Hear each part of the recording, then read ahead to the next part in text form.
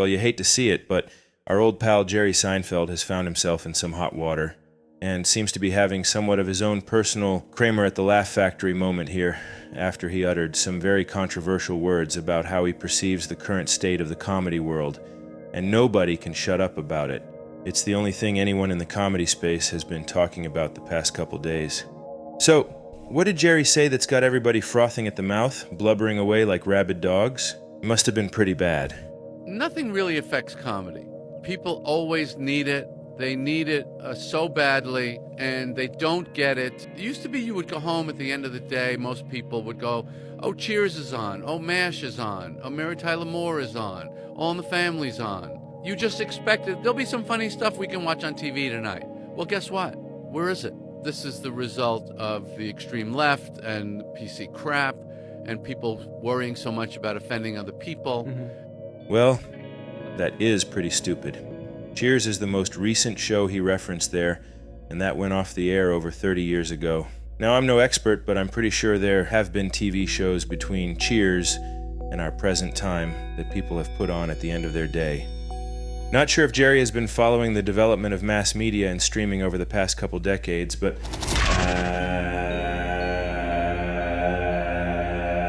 we are no longer all forced to watch the same 3 shows as each other, as there are now several wonderful streaming platforms, each with an endless selection of content for you to cook up your own televisual feast. But it all makes sense when you realize Jerry just turned 70, and he is now older than this old lady who played his Nana on Seinfeld. Hello? Oh, dear. She was 69 when she filmed this episode. Shout out to Nana. So, it's important that we view Jerry through the same bias that we view this little old lady, because although it's easy to be tricked by Jerry's modern aesthetic, these two are the same, mentally speaking, and speaking in terms of just getting it. The general awareness level, you know what I mean? Maybe Jerry longs to return to the 90s, a time before PC culture ever existed, and television was just incredible. Nobody was scared to push the envelope, and nobody got offended by jokes. Nobody got offended in general, really. Everyone was just like our man Jerry here, the strong, stoic type. He's been on the front lines for decades, defending our freedom and making sure nobody breaches that wall. You know the wall I'm talking about, it's that comedy wall. It's a lot like that Berlin Wall, or that Great Wall over in China there. On one side is a verifiable utopia, a Xanadu-like palace, where comedians fearlessly dine on sweet honeydew, and free speech and chuckles flow bountifully and unfettered. And on the other side is an endless horde of evil, censorious inspectors, each with an insatiable desire to shut down all comedic pursuits and establish their own dystopian world, where comedy is forbidden unless approved by their discerning council of uncompromising tyrants. The comedy wall must be manned at all times, and I'm worried. I can suck my own dick if I wanted to. I'm worried that our modern society has grown complacent, reveling in its treats and gadgets for far too long, that we have forgotten the importance of fulfilling our responsibilities to defend it, to defend that wall. Sometimes at night I wake up in a cold sweat from feverish nightmares just thinking about that wall. That wall. It was already almost breached very recently, guys. We came very close to losing it all. A few years, I don't know when it was, but 8 years ago or something, it felt like, oh wow, people can't tell jokes anymore. We kept doing it. Well, I noticed. Yeah. And yeah, we kept doing it. You kept the little embers alive. Yeah, well, it was flames. It's just I think when there's social pressures and when society's in chaos, art does tend to thrive. Some kind of art. Some art, that's right. Comedy certainly does now. Like, comedy's never been better. But it's came an amazing close. time. It came close. Oh, yeah. Yeah, the walls got breached. Whoa. Yeah. Nope. Comedy is but a tiny flame, burning amid the vast bleakness of the universe. It is kept ablaze by only 250 people. They are the keepers of the flame. But now that barbarian horde is organizing once again, and they've aimed their sights at our beloved Jerry, one of the elder keepers, and one of comedy's greatest heroes. And well, it looks like our sage elder's wisdom has been proven accurate. But it's even worse than Jerry said. It's not just jokes that comedians aren't allowed to make anymore. Apparently they can't say anything at all. Because every day since he made his remarks, thousands and thousands of people are telling Jerry he's full of shit. And that he's deluding himself. Even Stuart Heritage waded into the battle, firing back saying, quote, Jerry's claim that wokeness is the reason why comedy is no longer as funny is lazy and inaccurate. Stuart Ripken likes to go shopping with his mother. And when Stuart's on your ass, you know you're in big trouble. So, why are all these guys trying to attack Jerry and drag him down into the depths of despair in which they reside and fester in their unrelenting hatred for free speech and laughter? Well, Jerry's about to drop what I can only assume is going to be one of the most controversial films of the year. Certainly the most controversial in Jerry's filmography. When you decide, wherever you are in your house, and you go, you know what? I'm going to have some cereal. So you go to the kitchen, you go to the cupboard, you open the door, and what the first thing you see is those colorful boxes. So I want the movie to feel like that exciting feeling of colorful boxes. It definitely does. It's called Pop-Tarts. No, it's about Pop-Tarts, but it's called Unfrosted. And those reproachful cretins who want to deny Jerry's right to free speech are doing everything in their power to prevent you from bearing witness to this, what I can only assume is a very wonderful film. Isn't this a cereal company? Why did my husband explode? But as I was gathering clips to put together this video in Jerry's defense, I stumbled upon several clips that have left me severely confused and struggling to make sense of it all. Jerry was on Ricky Gervais's Sirius radio show in 2018 when Ricky brought this subject up, and Jerry had a radically different opinion. But we don't tell certain jokes because we know they're, in inverted commas, wrong. Always. We've always done that. The mental agility that is required to execute this job is an essential part of it. Comedians complaining, oh, I can't do this joke now because so-and-so is going to be offended. That's right, you can't. So do another joke. Find another way around it. Use a different word. It's like slalom skiing. You have to make the gates. And then on the same press tour, where he said the original comment that sparked this whole stupid thing, he said this. Political correctness is something worried about people that can't think. The stupid mistakes I see people making sometimes, offensive, unnecessary insensitivities. It's like, pick up a paper, find out what's going on, and then just navigate around it. How do you square that with this? And you now need to apologize. I mean, there's a creepy PC thing out there that really bothers me. It doesn't make any sense why he's bothered by any of this. He's literally the cleanest comic of all time. One of the only edgy things he's done is featuring far-right comedian Mark Normand as his opener. But other than that, Jerry kind of acts as a de facto comedy PC police. He enforces his own strict PC version of comedy, and he has a history of condemning offensive jokes that he thinks cross the line. You're saying I'm a nigger? Yes, you are the niggerest fucking white man. Amazing! I don't think he could do that. I was digging deep into the archives for examples, and I stumbled upon this. I found this video on Too Lazy 2 Try's Patreon page. I don't know how he got it, but it's legit. Shut up! 50 years ago they had you upside down with a fucking fork up your ass! Rolls out, he's a nigger! He's a nigger! He's a nigger! Oh my God. Okay, not the most thought out bit, but it is stand-up comedy. But the real laughs from that joke come later, when Jerry drags Kramer onto the Dave Letterman show to apologize for the bit. Have him live via satellite from Los Angeles. All right, this should be Michael Richards. Michael, are you there? Hello, hi. How you doing? I'm not doing too good. Yeah. Why don't you explain exactly what happened? I lost my temper on stage. I was at a comedy club trying to do my act, and I got heckled, and I took it badly and went into a rage, and said some pretty nasty things to some Afro-Americans, a lot of trash talk, and Stop laughing, it's not funny. And what with the Stop laughing, it's not funny. The fact that any comedian, but especially Jerry, has ever uttered the words "stop laughing, it's not funny" is actually insane. You can even hear Dave laughing at Jerry saying it. Stop laughing, it's not funny. As Jerry has said many times, funny is funny. When you find something funny, that's gold, and you don't just toss precious gold away and pretend it's nothing.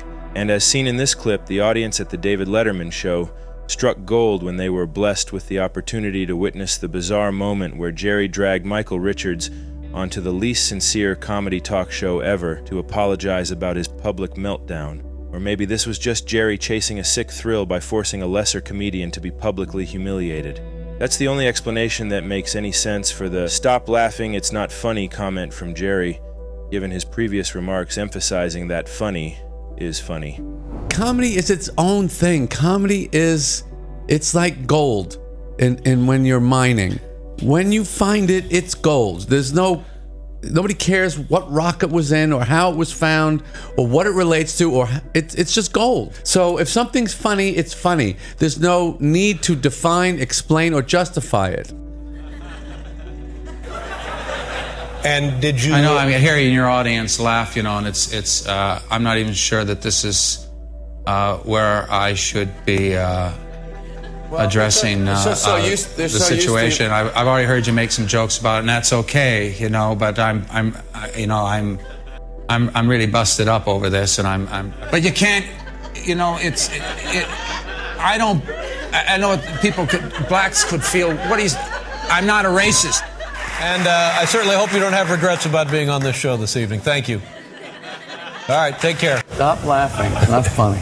And it's not the only time Jerry has publicly humiliated a lesser comedian for his own sick thrills. He once exploited Adam Sandler for the same purposes, back when Sandler was just starting out. As you likely know, Jerry prides himself on having a clean act. He never swears in his act, ever, and he considers cursing to be cheating. Interesting comparison here, which is that everybody here is filthy except for you. You're perfect. Really? You're perfectly clean. I mean, you never curse. Perfect. Do you say shit on stage or asshole? No. So when he hired a young Adam Sandler to open for him, Jerry expected him to have a clean set, which he knew Sandler didn't have.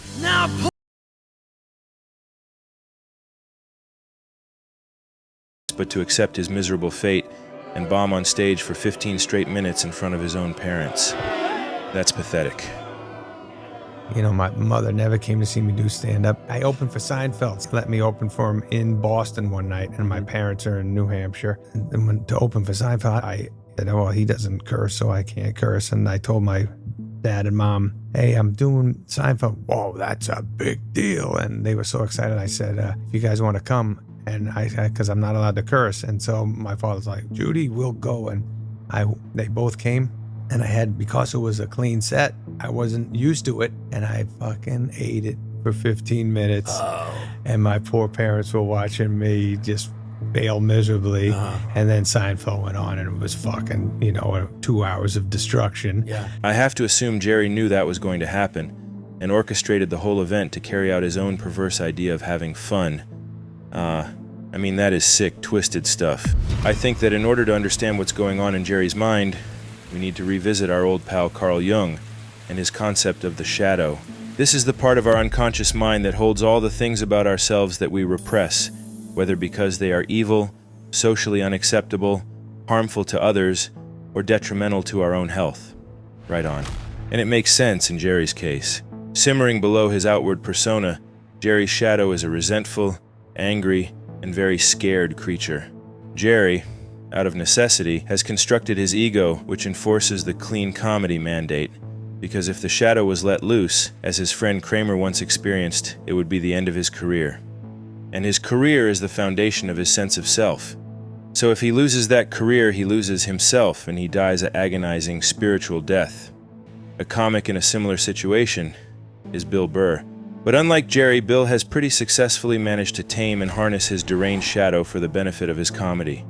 And in fact, Bill recognized Jerry's shadow, and he brought it up with Jerry on the Coffee Car Show. People for years have said he has an act about nothing. No, it isn't. You're not listening to him. You're not seeing the anger underneath these bits. This guy has contempt for humanity and for 90% of activities. Oh my God. I was doing a show at a comic called Gotham, and then him and George Wallace, who's like the sweetest guy, they were gonna do spots on the show. The club called me, they're like, is this okay? And I'm like, is it okay if Seinfeld? Yeah. So they came and then I walked up to Seinfeld. I just wanted to say, hey, thank you for coming. I was like, hey man, thank you so much for coming. And he looked at me and then just looked the other way and just walked the other way. Yeah. Didn't acknowledge you. Acknowledged and then decided to not acknowledge. Really? Okay, well in that example, Jerry actually exemplifies a high level of awareness. Well, yeah, never mind, I can't hold that one against him. But there is, of course, another famous clean comedian, one who harbored an incredibly corrupt and twisted shadow. And that's Bill Cosby. As Jerry likes to say, we don't have time to have that conversation right now, but we all know how that guy's story went. Rape me. Louis C.K. tried very hard to balance his shadow, sprinkling in bits from his shadow into his act. But he was unable to maintain a stable equilibrium, and he ended up doing that whole jacking off in front of captive women thing. Whatever happened there. But before Louis' shadow was exposed to the world, Jerry remarked that he admired his ability to do comedy without concern for what the audience will think, saying, Louis' great gift is that he doesn't worry, he just does his thing. It's all about context, It's isn't a way- it? it's It a is all thing about context. You know, No, to me it's all about fear. You're fearing this bit's not going to work. I mean, you feel the audience's fear, your own fear. The whole show is about quelling fear. What do you fear now? The same thing. What though? What's that? That they it's don't not laugh? going to work. Even to this day, after all the success he's had, Jerry is still completely terrified of bombing, and he seems utterly perplexed that his comedian friends don't seem to be haunted by the same persistent feelings of dread. He even seems to be panicking a bit. You don't even feel your feet when you're on stage. You don't feel your body. You know, you're kind of in hyperspace. The brain is sped up because you're in a fight or flight condition. You know, it's a very moment-to-moment survival environment. So as the evidence shows, Jerry lives in a state of constant fear, because his entire sense of self is derived from what his audience thinks of him, and he's put up these rigid guidelines for himself about being clean in order to ensure that his shadow is never too exposed to the public, lest his career and his entire sense of identity collapse into oblivion. A very common trait in stand-up comedians, but it's just surprising that someone at his level would still wrestle with that. So far, although he's allowed some things to leak out occasionally, Jerry has managed to keep a pretty tight seal on his repressed shadow self, but nobody's perfect. We better get started. My daughter's going to be here soon. Oh, you have a daughter? Yeah, she just turned 15 last week. Oh, that's a fun age. She just turned 15 last week. The actual Jerry Seinfeld dated a high school student. Meeting her when she was 17, Oh, that's a fun age. the two were an item Whoopsie. throughout her university days, and Jerry also allegedly made 2 attempts at engagement. Just a little shadow leakage there. I didn't realize she was so young. Whoops. This is the only girl who I ever went out with who was that young. I wasn't dating her. We just went to a restaurant, and that was it. Shoshana is a person, not an age. She's extremely bright. She's funny, sharp, very alert. We just get along. You can hear the click. I don't meet that many women I like, period. So when I like someone, I don't care about her race, creed, or national origin. If I like her, I don't care. I don't discriminate. If she's 18, if she's intelligent, that's fine. So, there have definitely been some leaks, but She just turned 15 last week. something happened that set off a chain of events, from which I'm afraid Jerry will never recover.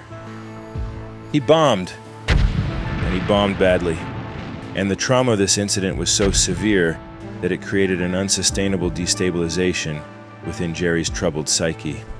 This happened in 2015, and Jerry, who is famous for repeating the same jokes for decades, was finally trying out some new material. And he made this joke about people being overly attached to their phones. I do this joke about the way people need to justify their cell phone. I need to have it with me because people are so important. Right. You know, I said, well, they don't seem very important the way you scroll through them like a gay French king. Just... The joke is incomprehensible. Let's be honest, it sucks. And the audience at his stand-up show let him know that. I did this line recently in front of an audience, and you get comedies where you can kind of feel like an opinion. Come on, Jerry. And they thought, what do you mean gay? What are you talking about gay? What are you saying gay? What are you doing? What do you mean, you know? And I thought, are you kidding me? I mean, we can't even... Stop laughing, it's not funny. So already Jerry has turned this little story into propaganda as part of his cope. And Seth Meyers has to sit there and awkwardly oblige Jerry as he corrupts his platform to disseminate the message. It's a pretty wild claim he makes. Jerry says he could feel the opinion of the audience, revealing that this is all just stuff bouncing around inside his own neurotic head. Nobody even said anything. When people experience trauma, they can come up with all kinds of different ways to recontextualize what happened to them. creating their own alternate reality as a coping mechanism. This here is the foundation of what we'll call Jerry's terminal cope. There are more people now who will let you know if they think you went over the line than ever before. Don't I know it? I mean, you have to feel the same way about comedy. Yeah, but they keep moving the lines in for no reason. They keep moving the lines? Jerry, you said a comedian's job is to navigate the ever-changing slalom ski course of our culture and society. You've said this for decades, but suddenly and without explanation, you've completely changed your philosophy on this topic. And this shift just happened, by chance, to occur immediately after your gay king joke disastrously bombed. Oh, Jerry. Oh, that's bad. So this attempt at a new joke bombed big time. And this shocked Jerry, who rarely bombs because he has been such a beloved entertainer for so long that people are really just happy to see him and be at his show. They'll laugh at almost anything.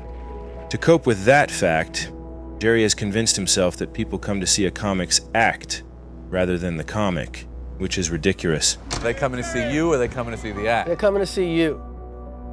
Weird On reaction. this level, of course they are. They're not coming to discuss the evolution of the comedy. They're coming to see Jerry Seinfeld. That's what I said. It's an event. As you can see, these professional comedians agree with me, so it must be true. It's not funny. There's nothing funny about this. I'm just writing my name. Jerry has coasted on his notoriety for ages, but as time goes on, it's only natural that Jerry's lost some of his cultural relevancy, and he just isn't as revered as he once was. And that realization first struck him after the Gay King bomb, and that had to hurt because all the evidence we have points to Jerry being an incredibly sensitive guy. He is so sensitive that he has harbored a grudge against comedian Bobcat Goldweight for over 30 years because of a joke. I'm gonna do all the material I can never get to do. Oh, God. I might as well do a little Seinfeld bashing while I'm at it. No. He's very popular. You don't want to do that. He's the devil. No. He's a spooky, weird Scientologist guy banging teenage girls. That's all it took. And the teenage girls thing is true. How can Jerry even be mad? That happened in 1994. In 2019, nearly 30 years later, Jerry brought it up on his Cars and Coffee thing. I'm good friends with that's his I don't friend. like him at all. In fact, I have a particular feeling about him. I had kind of forgotten about him. And then there was a little article about him in the paper. And even in that, there was a veiled reference to his dislike of what I did. But it didn't have my name, of course. Oh, did he bleep it out and put a black bar over his mouth? He used to rail against comedians because they weren't as wild and dangerous as he was. Because he sucked, okay? He wasn't funny. Yeah. And that's why he didn't get anywhere. Yeah. Period. This is literally assault. I feel very tense right now. Not good. That's why he didn't like me, because I could actually do it. I can do it. I can do comedy. This is terrifying. He can't. So this article didn't even mention Jerry's name, and Jerry, assuming it's about him, derides the fact that they didn't have the guts to call him out directly.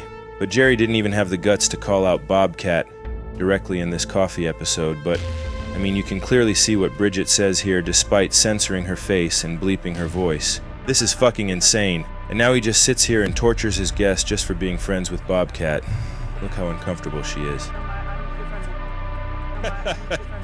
Sorry, this is just fucking insane. Holy shit. It's really all hitting me right now just how deranged Jerry actually is. I can really do good it. Stuff. I can do comedy. Yeah, but you can. He can't. Jesus Christ, we get it. I really bug him for this long, and it's. I don't even think it's about the jokes I made. I think it was about I didn't fit in his idea of what comedy should be. I remember like I was at the Improv, and I went up, and people were happy to see me, and he storms out of the room, like all pissed off, and it's just like. And at the time, he's like hosting the Tonight Show. Jerry also held a 30-plus year grudge against Comedy Store owner Mitzi Shore because back before Jerry landed his television series, she said he wasn't funny, and she didn't want him performing at her club. Uh-oh. Well, surely after 30 years of enjoying unprecedented levels of success in comedy, Jerry has forgotten all about it. Well, in 2018, as Mitzi was literally on her deathbed, the club's new management finally allowed Jerry to perform. And as Mitzi lay there dying and gasping her final breaths, Jerry took the stage and ruthlessly unleashed 30 years of pent-up rage and hatred for Mitzi. I had to follow Seinfeld at the Comedy Store. Toughest follow I ever had in my entire life. Because all he did was talk about how Mitzi, the owner, told him he wasn't funny the last time he was there. This lady told me I wasn't funny. Wonder how she's doing now, all this stuff. Like, and she's like, everyone knows she's sick and old. And I bought a house above her house so that she could see me driving a different car all the time. I beep as I went by. Still not funny. I mean, he's destroying. It was like evil, cool fucking Seinfeld. He also demonstrated his volatile sensitivity when he was so paranoid that he thought Larry King alleged that Seinfeld was canceled by NBC. Lasted how long? 9 years, 180 episodes. You gave it up, right? I did. They didn't cancel you. You canceled them. You're not aware of this? No, I'm asking you. You think I got canceled? Are you under the impression that I got canceled? Have I hurt you, Jerry? I thought that was pretty well documented. Is this still CNN? Don't most shows go down a little? Most people do also. Yep, most people do. The Cosmic Gardener comes for all of us guys, whether you matter or not. He is the keeper of the ledger for the cult of nature, and he will balance his book. So, with Jerry being such a verified, dangerously sensitive guy, that bombing must have really stung. That is the rare kind of life event that challenges your identity and even your understanding of reality. And these bombs are starting to pile up and cause massive, permanent psychological damage. I had this amazing bit about weddings. It was like, it was fantastic. It was a great bit. And I worked on it. And I love developing and polishing every little detail of a bit. So it takes me forever. I start into the bit and somebody yells, "Heard it." You know, and that was a tough one. I still think about it. It was mean. It was true. This next clip is hard to watch. It's a bit of a double bomb. He describes yet another recent new joke that bombed, but then he bombs again, trying to convince this poor interviewer that this is some great joke. I had a bit about poker that they hated. They? And interesting. I got mad about it. I actually did it on television, and it bombed, and I got so mad. It's about how I think poker is a horrible thing. You know, the mood in this room is horrible. Why are we trying to get our friends' money? These are our friends. Why would we want their money? So, you know.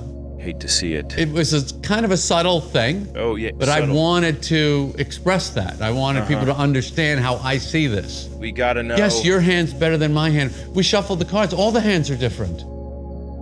Of course, some are better than others. We mixed the cards up. What is the victory here? Oh, the cold bristling of the lav mic. So, you know, that's my perspective on poker. Did you hear the guy's reaction to hearing that joke? That's my perspective on poker. Yeah, that's not good. Even with the immense social pressures of speaking one-on-one with a guy whose entire purpose on Earth supposedly is to be funny, plus the additional guilt that comes with not laughing at this joke while on camera, all the interviewer could muster after hearing that bit was just... So Jerry has put himself in a Gordian knot of sorts, a situation impossible to get himself out of. He can't stay the same, but he can't change. He is stuck in comedy purgatory. Jerry really is already doomed no matter what, but the trauma from the gay king bombing he endured really exacerbated his situation. That was the first time Jerry had to truly reckon with the fact that he's on the way out. And he's been spiraling ever since, just grasping for something to hold on to maintain relevancy. Desperate for help, he decided to seek the advice of fellow comedy elder Bill Maher. So Jerry covertly seeks Bill Maher's advice here, through the guise of talking about it in the context of musicians, but it's obvious he's really talking about himself here. What's your theory, and I know you have one, on why these great songwriters are not able to find that thing in their later years? Too many drugs. Oh God, hell yeah, Bill. There are people that we love, desperately love. Desperately. That write stuff now that is... And have for 25 years. Jerry? Not been good. Part of it, I think, is you get too ahead of the parade. You always want to be like a little ahead of the audience. Right. Otherwise, you're over. But not so far ahead, they're like, what? You know, you got to hit that sweet spot where it's striking me as something a little different, but not so alien that me, just the young man in the 22nd row, can't appreciate it because I'm not a musician. I could just appreciate what you do. So it's kind of, I guess, the equivalent of being like a comics comic who makes the other comics laugh. Right. Jerry then brings up one of his other theories he's come up with to explain why he is losing his ability to be funny, again disguised in the context of writing music. Don't you think music is sexual? Of course. If you're not horny, you can't Jerry. write a great song. Well, yeah, that's because not also. And while you might say, duh, he's rich, so why does any of this matter? Jerry is loaded. He's a billionaire with one of the most beloved shows of all time. I don't think that actually matters, not to Jerry.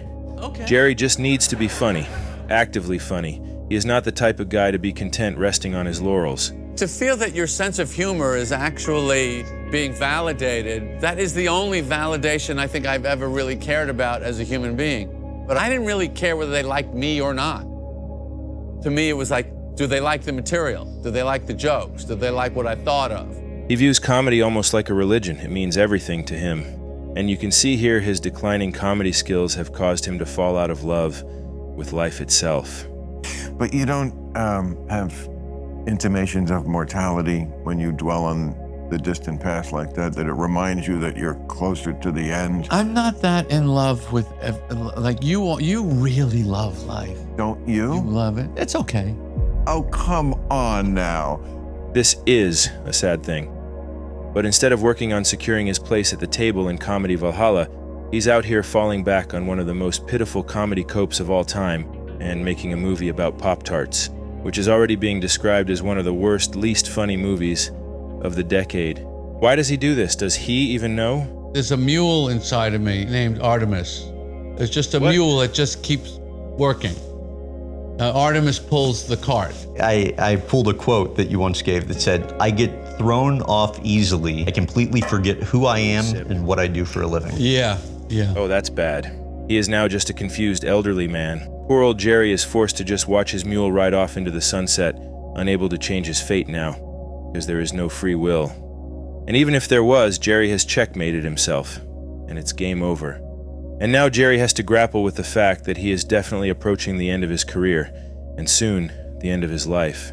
But he longs to leave behind a legacy that is as revered as his comedy heroes before him, guys like Lenny Bruce, George Carlin, and Richard Pryor. Whoop-de-doo. The problem is those guys are legendary because they didn't stay within the slalom course. They saw the course, ignored it, and created an entirely new course from their own vision. And in order to do this, those guys all actually took risks with their work, often to their own immediate detriment. Lenny Bruce fucking died, for God's sake. Thank him. Today in school we had 5 minutes of geography and 10 minutes of cocksucking. Imagine Jerry dragging Lenny Bruce onto the Steve Allen Show or whatever to make him say sorry. Somehow Jerry has more in common with these fucking pigs in this scene than the comedian. Excuse me. Jerry can't take risks because, as we've seen, he's far too scared, can't take the heat. And because he spent so long as a clean comic, it's too late to change. It would just be too weird. And he is also trapped by the fact that his comedy style is based in observational humor, stuff about everyday common life, which is impossible to do when your life is that of an elderly, detached billionaire celebrity living in a luxury home in the Hamptons, hermetically sealed from regular society. And now, to make matters worse for Jerry, it seems his desperate attempt to leverage the anti-PC comedy crowd has backfired, and now they hate him too. 'Cause this roast happened, and it was wild and offensive, and nobody cared. 'Cause it was funny, I guess? I mean, allegedly. Check this out, Jerry. You just lost these fucking dweebs too. I think when you combine the roast of Tom Brady last night with Jerry Seinfeld's comments about comedy becoming too woke and how people perceive it, has killed cancel culture. It's over. We don't need to talk about it. Oh, you blew it, Jerry. I heard You idiot. the F word to describe homosexuals. I heard the R word to describe disabled people. I heard words I thought were taboo for the last 10 to 20 years being said and being laughed at. Cancel culture's dead. It's over, Hutton. It's done. Oh, Jerry. I couldn't even find a single Oh, how'd you lose this guy? about how mean-spirited it was, or how Tony Jerry. Hinchcliffe and Andrew Schultz and Bert Kreischer or Jeff Ross or any of these other people should never work again. Political correctness is killing comedy. It's not really a sentiment that I agree with anymore, and in fact increasingly think is being used by people who aren't funny to complain about their own mediocrity. And What that the hell people was who that? rely on the crutch for why it's ruining comedy, maybe they have another agenda that they're trying to push. Oh boy. Like, I don't know, maybe the fact that Jerry Jerry is deciding to make these comments at the exact moment that his wife is donating huge amounts of money to pro-Israel protesters, and that he has been urging people to read Barry Weiss's The Free Press, and broadly Jerry. has decided to now enter the fray as a pro-Israel voice since October 7th. This really is the end, isn't it? Fighting the loss of cultural relevance is no different than all those celebrity freaks with plastic surgery addictions, desperate to keep the cosmic gardener away. But he'll get to you eventually. He will. What do you mean? So this Jerry situation, it is a sad thing. It's sad for me too. I like Jerry. But I've decided it's time to say goodbye. I can't stand to watch him slowly fade away in front of our eyes like this. In Japan, still today, there is a tradition called tossing out grandma. I heard an expose on NPR about it. Apparently these Japanese, well, they value family. And the elders there do not want to drag theirs down, having to be taken care of. And it's also a great shame to be unable to take care of oneself. So when it's time, the eldest grandson is tasked with taking the elder into the mountains, a sacred place and home of spirits. And grandma is either left to die, or at times is tossed off a cliff. Everything that you're worried about is going to be gone like that. The people that are criticizing you, they're going to be gone, you're going to be gone. All this hand-wringing worry and concern over how are people viewing me is wasted time and energy. Marcus Aurelius says your only focus should be on getting better at what you're doing. Everything else is a complete waste of time. So I have this movie coming out in about a month. I am so excited to read the worst reviews because they're so meaningless. That's what he thinks. Jerry, just remember, it's not a lie if you believe it. So Jerry has found this little Marcus Aurelius cope and is meditating like crazy just to keep his head above the water. But surely even he knows he can't even do that much longer. Maybe it is time for Jerry to finally prove that there actually is free will and take some big risks in his comedy and blow us all away. Jerry all of a sudden having a great nigger bit would be pretty amazing. That just might be the way out of this mess. But I doubt he has it in him, so it's time to head into those woods, Jerry. Let's go. Goodbye, Jerry. Goodbye. All right, guys, that's all for today. Thanks for listening to this. And also, I am sorry about this video. I am sorry for having made it and sorry for having posted it. Well, if you enjoyed this crap, please go ahead and fully engage with the rest of the content on this channel for me. Do it for me. You don't owe me this, but I'd like you to do it anyway. And sorry again. See you around. I'm staring at 40. But up to then, it's the elephant's graveyard. It's where you come to die. Nobody knows where it is but yourself.